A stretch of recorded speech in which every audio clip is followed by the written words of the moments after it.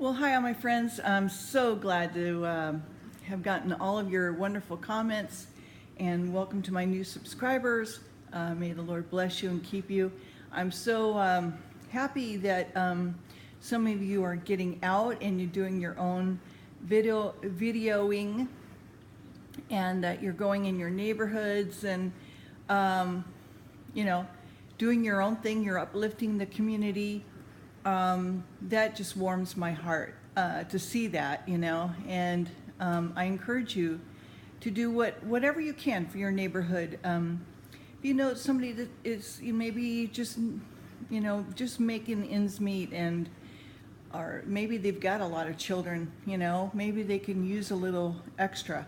And if you've got extra, and don't most of us always do, have a little extra, if you look around, and just give it to them, or give them a smile, or just a little part of yourself, whatever that may be, whether it's a song or a picture or what have you, or even if you take a picture of them, that would be a nice thing to do to uplift your community with hope and joy and love, and let your light shine. Let your guardian angel work with you, and let the Lord work through you, and let you just shine to other people. I think that's really important to do for each other, and I'm glad to see some of you are doing that. So that's so great. I love it. I just love how God works. Okay, so all right, and we are in the book of Daniel. And we are in the third reign of Daniel and his companions at the court of Babylon, okay? So this is the third reign of Jehoiakim, king of Judah. Came Nebuchadnezzar, king of Babylon, unto Jerusalem and besieged it.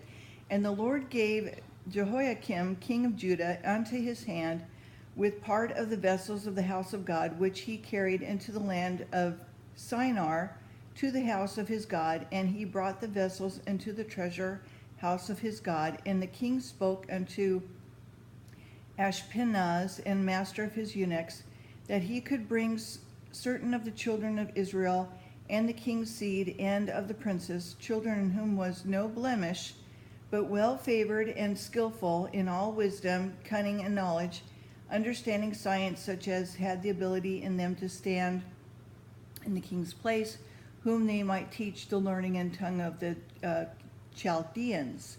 And the king appointed them daily provisions of the king's meat, and of the wine that he drank, so nourishing them 3 years, that the end thereof, that they may stand before the king.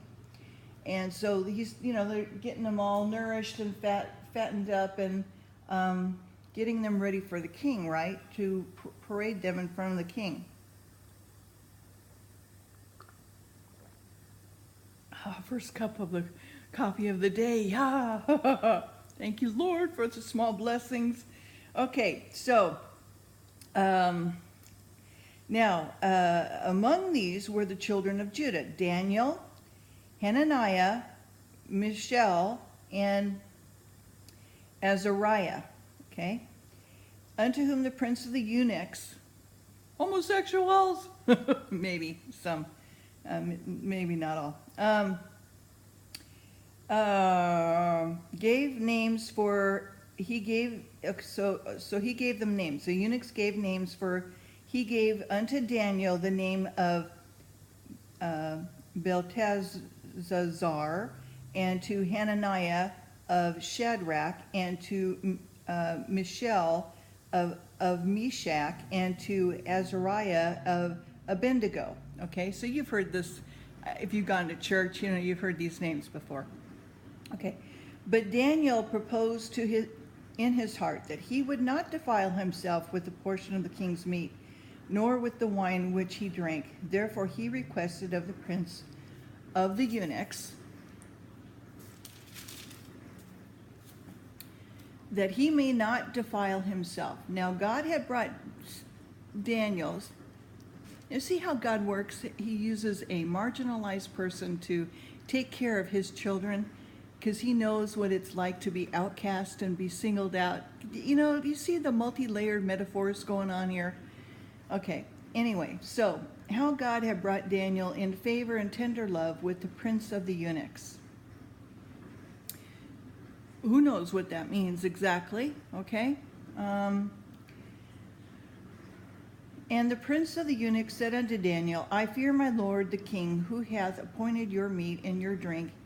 For why should he see your faces worse likening than the children which are of your sort? When shall he make me endanger my head to the king? Then said Daniel to Melzar, whom the prince of the eunuchs had set over Daniel, and Hananiah, and Mishael, and Azariah, prove thy servants, I beseech thee, 10 days, let them give us pulse to eat and water to drink. Then let our countenances be looked upon before thee, and the countenance of the children that eat the portion of the king's meat, and as thou seest, deal with thy servants. Okay, so you take a look at us, judge us, see what you think, how great we look or don't. And depending upon what you think, then you can make your judgments then. Hang on one second. I forgot to do something really quick. I'm expecting some people to come over, so we may get interrupted. They better show up.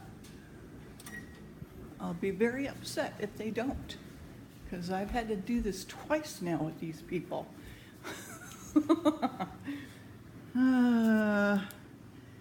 Some people just don't have our ethics, you know?